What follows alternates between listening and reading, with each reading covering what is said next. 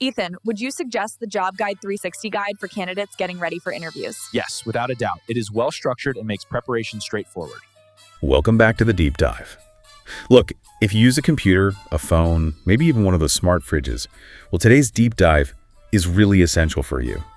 We're cutting through all the noise to distill the absolute core essentials of cybersecurity awareness training.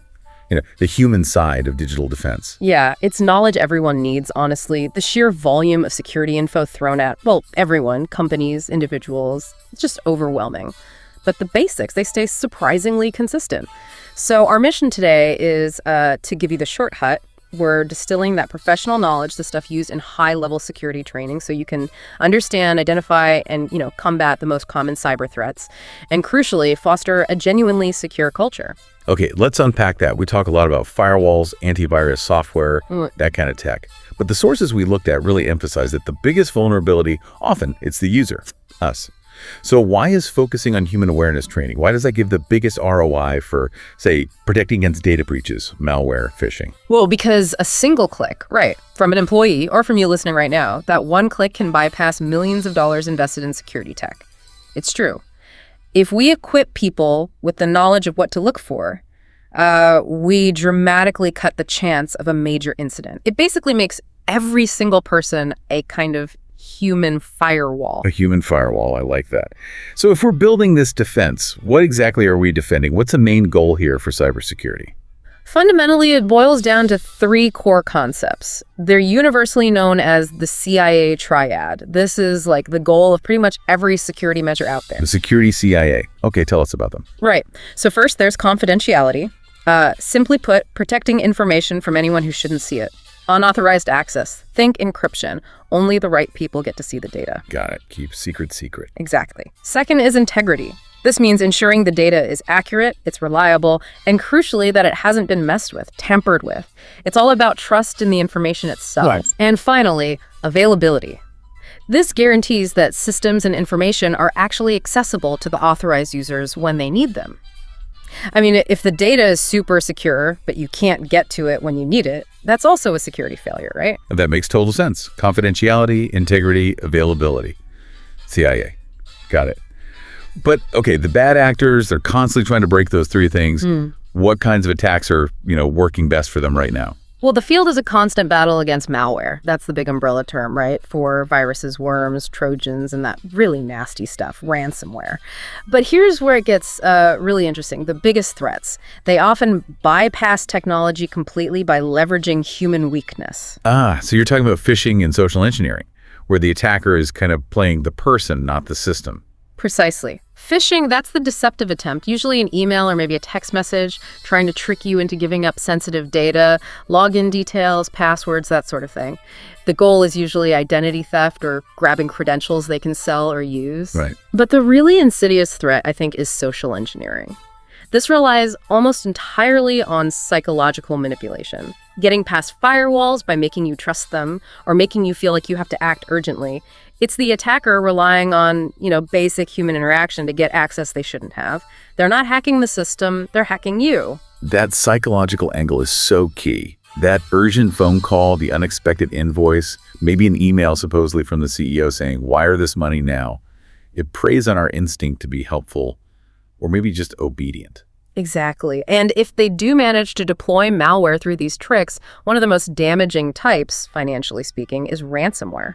This stuff encrypts your critical data, your photos, your documents, everything, and demands a ransom payment for the decryption key. And the key takeaway here, something our sources really stress, is that even if you pay the ransom, there's absolutely no guarantee you'll get your data back. Plus, you're essentially funding future crime. It's a bad cycle. Right. Paying doesn't mean problem solved. Okay, so knowing the threats is step one. What about defense? If the user is the biggest vulnerability, then our immediate focus has got to be on those foundational defense tactics, things every single user can do right now. And honestly, it all starts with the password. Passwords. Everyone's favorite topic. Okay. Password strength is obviously critical, but let's be real. Security often feels like a trade-off, right? Convenience versus protection.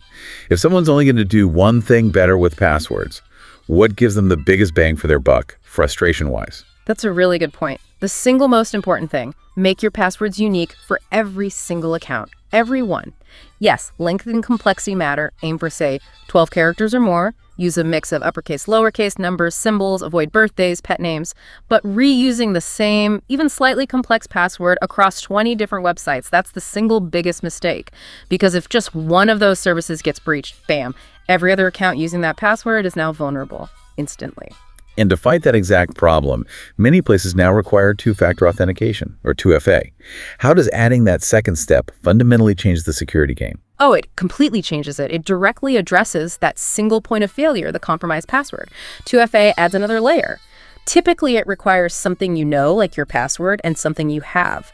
That could be a code generated on your phone app, maybe a physical USB key, or even a fingerprint scan. So even if an attacker steals your password, they still can't log in without having your phone or your finger. It's like low effort for a massive security boost. That really is a powerful safety net. Okay, so new habits like unique passwords, enabling 2FA. What about just basic upkeep? Why are software updates so vital? People click remind me later all the time. They are everything. Look, attackers are constantly scanning for known flaws, known weaknesses in operating systems, in apps, even in your antivirus software. When a company like Microsoft or Apple pushes out an update, it's usually patching those exact vulnerabilities that the bad guys are looking for. Ignoring those updates, it's basically like leaving your front door unlocked, even after the locksmith sent you a brand new, stronger lock. You just have to install it. This seems like a good place to talk about tools that make this easier. I personally think the password manager is maybe the single greatest security invention for regular people. I tend to agree. It really is fantastic. A password manager is just software that securely stores all your complex, unique passwords behind one single, strong master password. It can also generate those crazy 16-character random strings that no human could possibly remember for hundreds of sites. So it boosts strength, it enforces uniqueness, and it keeps those passwords safe with strong encryption. It solves that convenience versus security problem you mentioned. Definitely. And speaking of encryption, the whole idea of data encryption turning regular text into unreadable code, that seems non-negotiable now, especially for sensitive stuff, right? It protects your data even if someone steals your laptop. Absolutely. And then on the network perimeter, we have those two classic defenders, the firewall and antivirus. The firewall acts kind of like a traffic cop, right? Blocking unauthorized network traffic between your computer or network and the outside internet based on rules you set. Antivirus, on the other hand, works inside your system. It's constantly scanning files and programs, looking for known threats like viruses or ransomware, and then removing them or quarantining them. Okay, last thing in this section, let's circle back to phishing identification, because this seems to be where that human firewall breaks down the most. What are the absolute key red flags you need to train yourself, like instinctively spot? Yeah, this is critical. Often the clues are psychological. Look for urgency, action required immediately, or your account will be closed. Look for unsolicited contact. Why is this bank emailing you out of the blue?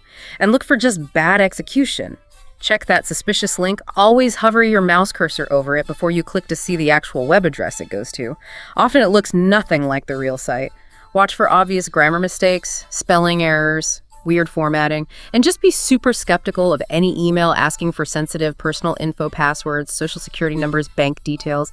Legitimate organizations almost never ask for that stuff via email. Right. The bank isn't going to email you asking for your PIN. Okay. So those are individual tactics. What about specific environments? Let's talk contextual risks. Places where maybe our guard goes down. Starting with everyone's favorite freebie. Public Wi-Fi, coffee shops, airports, hotels. Yeah. Public Wi-Fi is inherently risky. The big reason. The network is usually unsecured, and you're sharing it with potentially dozens or hundreds of strangers. The main threats there are things like man-in-the-middle attacks, where someone basically positions themselves between you and the website you're visiting to eavesdrop on your traffic, and also straightforward data interception, maybe by attackers who've set up fake Wi-Fi hotspots that look legitimate, but aren't. Ooh, the fake hotspot trick. Nasty. The usual advice here is use a VPN, a virtual private network. It's like your personal encrypted tunnel, right? Exactly right. A VPN encrypts all your internet traffic right from your device. That makes it incredibly hard for anyone snooping on that public Wi-Fi to intercept or decode what you're doing. But even with a VPN, you should still be cautious.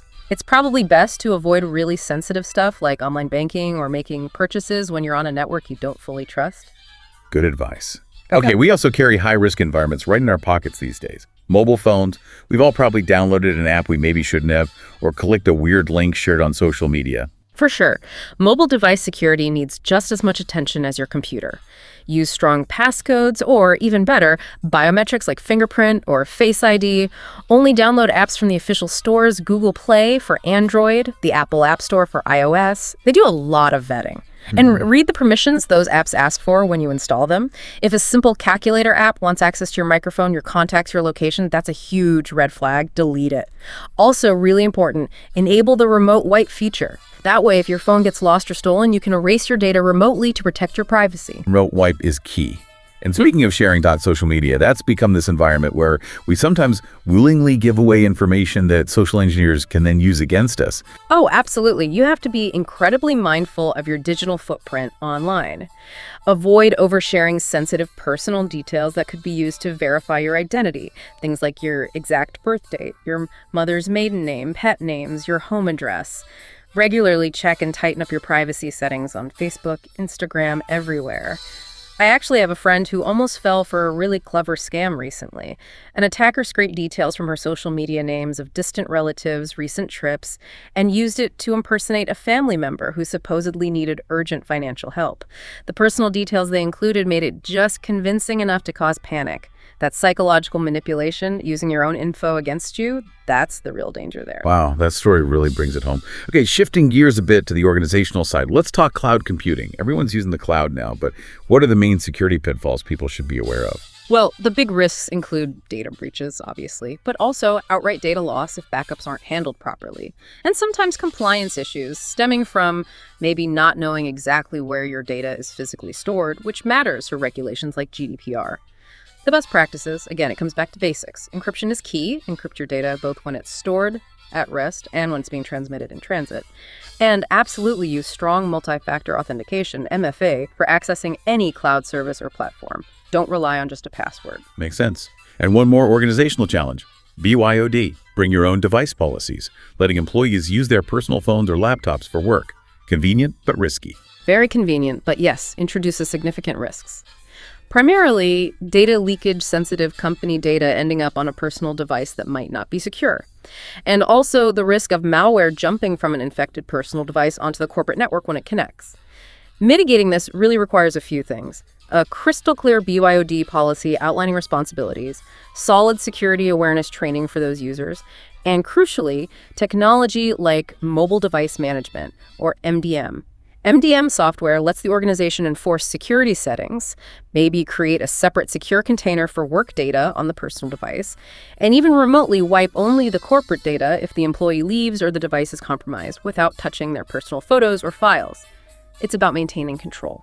MDM sounds essential for BYOD. Okay, let's broaden the view now to the whole organization. Right, because we've talked a lot about individual actions in tech, but ultimately building a strong security culture within an organization, that's the foundation for everything else. Technology alone isn't enough. So what are the real tangible benefits of creating that culture beyond just, hoping you don't get hacked? Well, beyond the obvious, which is a significantly reduced risk of cyber attacks and breaches, you get improved data protection across the board. Things are just handled more securely day to day. You often see enhanced operational efficiency too, because there are fewer security incidents causing downtime or disruption. And really importantly for many businesses, better regulatory compliance. Security stops being this annoying chore you have to do and becomes just part of the standard way of operating. Okay, so if a company wants to build a successful security awareness program, not just one that ticks a box, what absolutely has to be in it? It really has to be practical and relevant to the employees' actual jobs. It must clearly educate them on the common threats they're likely to face: phishing, social engineering tactics, malware risks, and it needs to constantly reinforce those essential best practices we've discussed. Strong, unique passwords, using 2FA or MFA, being vigilant about links and attachments. And critically, the training can't be a one-off thing. It has to be consistent, at least annually, and probably more often for people in high-risk roles or whenever new threats pop up. This can be especially tough, we should acknowledge, for small businesses. They often struggle with limited budgets, maybe no dedicated security expert in-house, and sometimes older technology that's harder to secure. That's a fair point about small businesses. But okay, for any organization, how do they go beyond just delivering the training? How do they actually know if it's working, if people are getting it? Yeah, measurement is absolutely key. You can't just assume it's sinking in. So Organizations use things like post-training quizzes or surveys to check basic knowledge retention. That's step one. But the real gold standard, the ultimate test of that human firewall concept, it's running simulated phishing attacks, sending out safe, fake phishing emails to employees to see who clicks, who reports it, who ignores it. It tests their real-world ability to spot and react to a suspicious email under normal working conditions. This gives incredibly clear, actionable data. It shows exactly where the organization's weak spots are, allowing them to tailor future training much more effectively. And then, of course, they should also track metrics like the number of actual security incidents or reported phishing attempts over time, looking for a decrease after training initiatives. You want to see that quantifiable risk reduction. That data-driven approach makes sense. Okay, that analysis kind of brings us full circle, doesn't it? Back to those common security mistakes that all this training is designed to prevent. Things like using weak or reused passwords, ignoring those critical software updates, clicking on unknown links without thinking, maybe sharing way too much personal info online. We've covered a huge amount of ground today, from those foundational principles, confidentiality, integrity, availability, right through the practical tools like password managers, VPNs, 2FA, and then into that crucial organizational context, cloud security, BYOD policies, and building that security-aware culture. Absolutely. And the need to really integrate all this knowledge is just paramount, especially when you consider that simple employee negligence, just honest mistakes, remains one of the single most common causes of security breaches. So considering just how comprehensive security awareness needs to be today, I mean, we've touched on everything from individual password habits to social media privacy settings to complex cloud configurations. Here's a final thought for you listening. What aspect of all this essential knowledge do you think is the most frequently overlooked or maybe underemphasized in typical organizational training programs today? Identifying that blind spot, well, that might be key to truly securing our collective digital lives. That's a really challenging thought to end on, because you're right, security is definitely never a finished task. Thanks for diving deep with us today on this critical topic. We'll catch you next time on The Deep Dive.